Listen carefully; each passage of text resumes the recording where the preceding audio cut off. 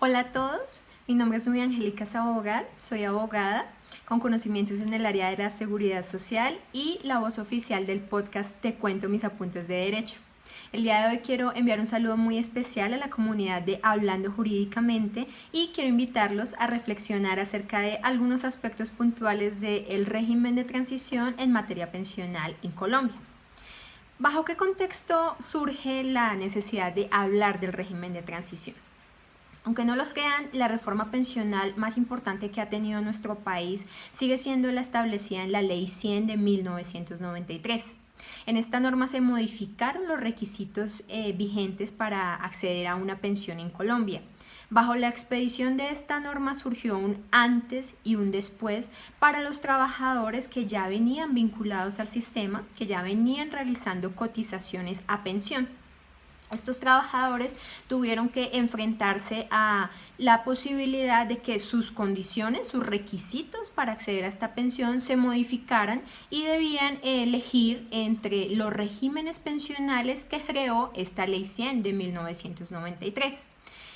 Puntualmente, el régimen de transición, ¿a qué hace referencia? Se encuentra establecido en el artículo 36 de la Ley 100 de 1993, que los invito a leerlo con lupa y con acompañamiento de la línea jurisprudencial que se ha construido a través de los años para su interpretación. Este artículo nos habla de que hay una condición disyuntiva para que las personas puedan disfrutar de un régimen de transición que consiste básicamente en que si se cumplen estas condiciones se aplicará la edad, el tiempo y el monto de la pensión, no de la Ley 100 de 1993, sino los establecidos en el régimen anterior vigente. ¿Cuáles son esta condición disyuntiva? Para empezar, en cuanto a la edad, es necesario que a la entrada en vigencia de la Ley 100 de 1993, esto es el 1 de abril de 1994, las mujeres tuvieran 35 años o más de edad cumplidos y en el caso de los hombres 40 años o más de edad. Si este requisito no se cumplía, entonces viene la segunda condición, que era o tener 15 años de servicio cumplidos. Si usted estaba en uno de los dos grupos, podía ser beneficiario del régimen de transición aquí establecido. Además, en este artículo se unifican justamente la edad para acceder a la pensión en la Ley 100 de 1993 y en adelante, estableciéndose para las mujeres una edad mínima requerida de 55 años de edad y para los hombres una edad mínima requerida de 60 años de edad. Esto hasta el año 2014, momento en el cual esta edad se incrementó a 57 años para las mujeres y 62 años para los hombres. Adicionalmente, con posterioridad se expidió el Acto Legislativo 01 del 2005, acto legislativo en el cual puntualmente frente al régimen de transición se indicó que este terminaría el 31 de julio del año 2010 y se estableció la excepción para aquellas personas que a la entrada en vigencia del Acto Legislativo 01 del 2005 contaran con 750 semanas de cotización. Estas personas continuarían con la posibilidad de pensionarse bajo los beneficios del régimen de transición, extendiéndose dicho beneficio hasta el 31 de diciembre del año 2014. Entonces, a partir de este régimen de transición es importante tener en cuenta algunos conceptos básicos que juegan un rol importante en la litigiosidad que presenta este tema, en las diversas demandas que presentan trabajadores y pensionados que buscan obtener o reliquidar su pensión acogiéndose a los beneficios de este régimen de transición. Entonces, el primer concepto que es importante que tengan en cuenta es justamente el establecimiento de los regímenes en la Ley 100 de 1993. Esta norma establece dos regímenes pensionales a saber. El primero de ellos es el régimen de prima media con prestación definida, actualmente administrado por la Administradora Colombiana de Pensiones, hoy Colpensiones. En este régimen Este régimen se caracteriza por ser un sistema de reparto en el cual el principio de solidaridad intergeneracional juega un papel clave en la medida en que las cotizaciones de los actuales trabajadores son en gran parte las que financian las mesadas pensionales de los actuales pensionados.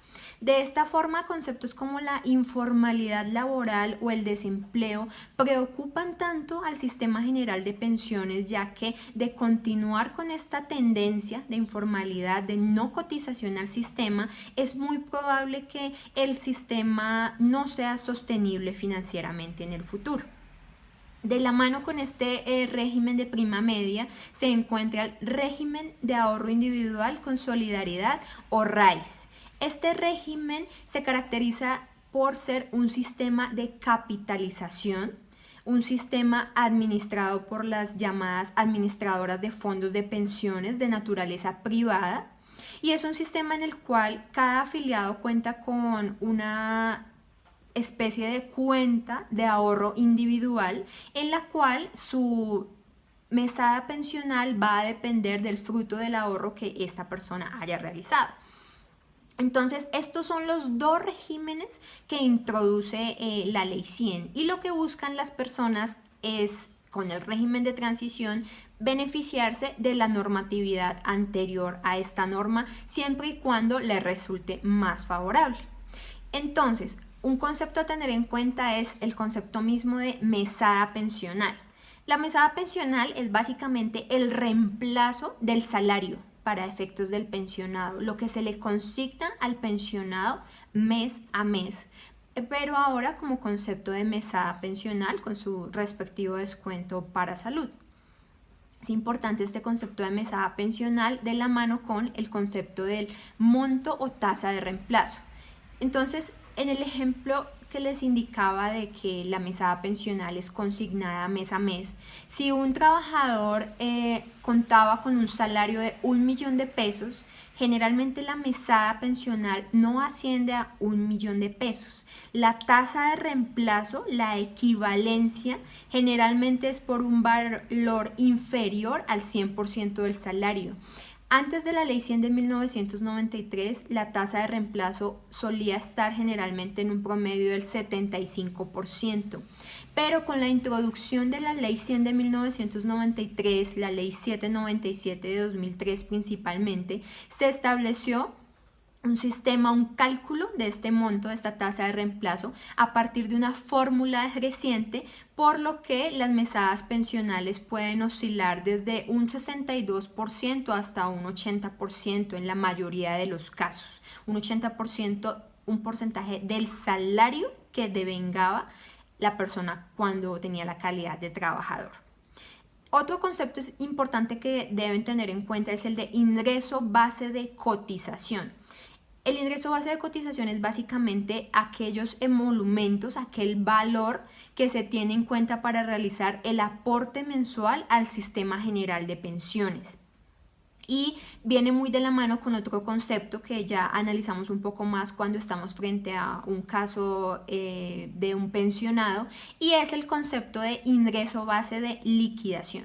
El ingreso base de liquidación es el promedio, el periodo de tiempo que se tiene en cuenta para establecer, para liquidar la mesada pensional de nuestro pensionado. Entonces, la Ley 100 de 1993 estableció, digamos, como regla general, que este periodo, este ingreso base de liquidación correspondía a 10 años, a los 10 últimos años de cotización de la persona. Sin embargo, en el régimen de transición, en los regímenes anteriores a la Ley 100 de 1993, se hablaba de un ingreso base de liquidación de 1 año, 6 meses, incluso en algunos casos de la asignación mensual del último mes, del mes más alto que hubiera devengado la persona en su último año de servicio. Por esta es una de las razones que ustedes han escuchado noticias como el carrusel de las pensiones, en el cual ciertos funcionarios buscaban ser nombrados en un cargo de mayor jerarquía, con mayor asignación salarial, para aprovechar esto en beneficio de obtener una mesada pensional más alta.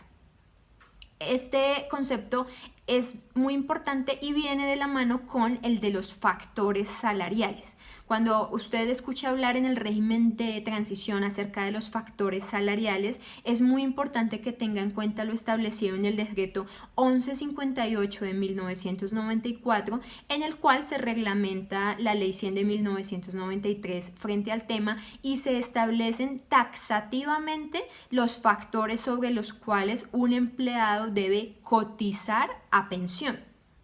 ¿Qué es lo que pasaba? Que antes de entrar en vigencia la ley 100 de 1993, muchos regímenes tenían en cuenta factores sobre los cuales no se habían efectuado cotizaciones, sino que eran factores percibidos y devengados por los trabajadores, y estos hacían que se incrementara el monto de la mesada pensional. Por ejemplo, usted actualmente recibe un concepto, una asignación por prima de Navidad o por prima de servicios, factores que no están establecidos en el decreto 1158 de 1994. Por lo tanto, a usted no le realizan descuentos sobre ese pago con destino a pensión, pero tampoco contribuyen a incrementar la liquidación de su mesada pensional, a establecer un monto mayor. Además de esto, es importante que ustedes tengan en cuenta, digamos, el contexto general en el que surge la Ley 100 de 1993, que ha sido tan aclamada por algunos sectores y tan criticada por otros. La Ley 100 de 1993 en materia pensional puntualmente buscaba, como les mencionaba, unificar los regímenes existentes, que eran muchos antes de la entrada en vigencia de la norma. Prácticamente cada entidad pública contaba con un régimen, con alguna característica especial para pensionarse, y esto hacía que, digamos, el sistema tuviera serias falencias en cuanto a sostenibilidad. Entonces, en este sentido, la Ley 100 buscaba unificar, acabar con los regímenes especiales y hacer sostenible financieramente el sistema. Además de esto, es importante que tengamos en cuenta que la Corte Constitucional principalmente ha establecido a partir de su jurisprudencia unas figuras muy importantes al momento de hablar del régimen de transición. Estas figuras hacen referencia al concepto de los derechos adquiridos en materia pensional, a las meras expectativas y a las expectativas legítimas, y como les mencionaba, en la sentencia C-879 del año 2002, la Corte define puntualmente estas figuras así. En cuanto a los derechos adquiridos, la Corte Constitucional establece que estos son situaciones que ya se han consolidado con anterioridad a la expedición de una norma y que por lo tanto ingresaron al patrimonio jurídico de la persona y que no pueden ser puestas en duda por una norma expedida con posterioridad. Esto en cuanto a los derechos adquiridos. Las meras expectativas, por el contrario, son situaciones jurídicas que se presentan cuando una norma se profiere y había una esperanza o una probabilidad de alcanzar un beneficio pensional con los requisitos del régimen anterior, pero si cambiaron las condiciones normativas, pues de entrada uno se acoge a estas nuevas disposiciones normativas. Justamente por este cambio, por este tránsito entre normatividad, es que surge el concepto de expectativas legítimas. En este concepto de expectativas legítimas, la Corte reconoce que hay ocasiones en las cuales este cambio en la normatividad puede ser brusco, puede generar consecuencias que sean desfavorables para el futuro en materia pensional de la persona, como el ejemplo típico de que faltaban pocos días o meses o pequeñas circunstancias para ser beneficiario del régimen de transición, como que yo cumplía los 35 años de edad el 2 de mayo de 1994, entonces ya no me alcanzaba a cobijar el régimen de transición. Entonces, la Corte, frente a este tipo de circunstancias, ha reconocido que el cambio de la normatividad puede ser brusco y perjudicial, y en este caso, por vía de jurisprudencia, ha amparado los derechos o el beneficio de acceder al régimen de transición de este grupo de trabajadores. Estas son las generalidades que quería compartir con ustedes acerca del régimen de transición en materia pensional. Hay otros aspectos muy puntuales, los invito para ello a que se suscriban a mi canal de podcast en Spotify, en Apple Podcast y en Instagram como Te Cuento Mis Apuntes Derecho, donde estaré compartiendo más detalles acerca de este tema en materia pensional y otros temas de derecho que puedan ser de interés para ustedes. Les envío un saludo muy grande y espero estar en contacto con ustedes en una próxima oportunidad.